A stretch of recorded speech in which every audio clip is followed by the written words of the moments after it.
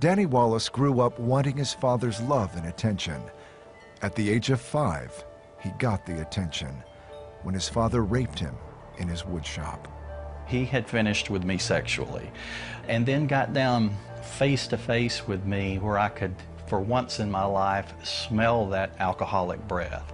As he eyeball to eyeball told me, if you ever speak of this, I'll take your life, I'll bury you somewhere on this property and they won't find you for years. Physical and sexual abuse continued the next few years, driving Danny deep into personal and sexual confusion. It destroyed my vision of who I was. Instantly, I didn't know who I was. I would be whatever it took to not have to deal with what my father's actions had said to me that I was, and that was nothing, that I was nothing. For years, Danny tried to earn his father's love, but when he was 10, his father lured him into an old barn where a group of men paid his father for sex with Danny. From 5 until 10, you know, I went to bed every night thinking if I can get it right, my dad will love me. But one of those men in that circle that afternoon said to my dad, "What are we going to do with him if we kill him?" And my dad said, "We're going to get rid of him." I remember it as clear as if it were yesterday. I stood in the middle of that barn and I said to myself, that old man's never going to love me. There's nothing I can do, there's nothing I can say. He will never love me. When he was 11, Danny went to a church service with his aunt and uncle. He heard a message about a Father in heaven that loves him. And I remember that man kneeling beside me and putting his arms around me and said, "Would you like to know this Father?" And I remember thinking, if there is such a Father, if there is a Father who loves me, who can see what I am, and yet he will accept me and love me, then oh yeah, I want to know him. In that little country church altar, I distinctly remember the voice of God whispering to my heart, "Danny, you have finally found a Father who will never leave you or forsake you, wherever you go. Highest mountain, lowest valley, I will be there." Danny gave his life to God and for the first time in a long time felt love and hope. Still, sexual abuse continued until he was 17. When he married his girlfriend Lynn, he took his secrets with him, including homosexual tendencies. I knew I loved her with all of my heart, but I also knew I can't ever let her see me without my Danny Wallace mask on. She cannot know who I am. She can't know what I've been through. If you see how broken I am, if you see that my father hates me, you won't love me either. And so I had that secret.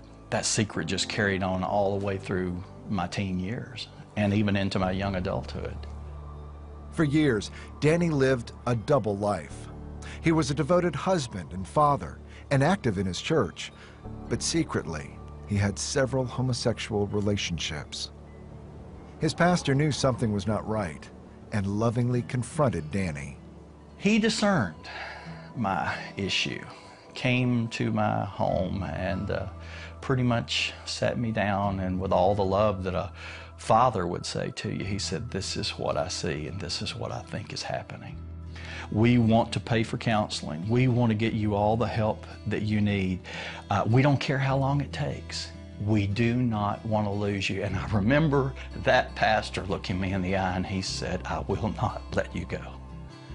I just will not let you go. Whatever it takes, whatever you choose, you just know that I love you and that we're here for you." And I made the decision that day that if there's freedom to be found from this stronghold, I want it. I want to be free. I just knew that I loved him, and I knew I wanted him free of whatever that was tearing him apart, because he loved us, and I knew he loved me. With the support of his family, he worked with a Christian counselor at uncovering the root of his issues. Where a stronghold has come in your life, there is a door, and a specific door that's open. I often tell people, if you can identify that door, the door that led you into your stronghold will be the door when you can identify it that leads you back out. And he took me to that place of freedom that is found in absolute transparency, where I began to peel away those masks. Freedom comes from stepping to a place where the enemy can no longer follow you.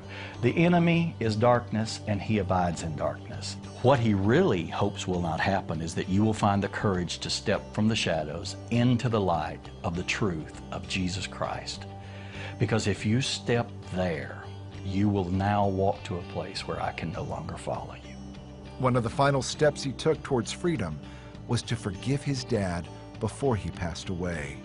I said, I will not drag this ball and chain any farther. I will not go to bed hating you anymore. I will not get up with the memories of the past defining my day. I'm going to lay this down here. What forgiveness had done to me was lift me out of the pain of those old waters and placed me on a dry bridge of love and forgiveness for my dad. Today, Danny is eager to share his story about God's love and forgiveness. He wants others to find the same freedom he's experienced with his Heavenly Father. How desperately would you like to be free? And if you would like to be free, freedom can only come from stepping into absolute transparency with Jesus Christ. But my Lord, my Father, the one who spoke to me at 11 years old and said, I'll never leave you or forsake you, he is careful to tell us in the depth of our despair, I'll take you as you are. I do not condemn you. I didn't come to condemn you. I came to set you free.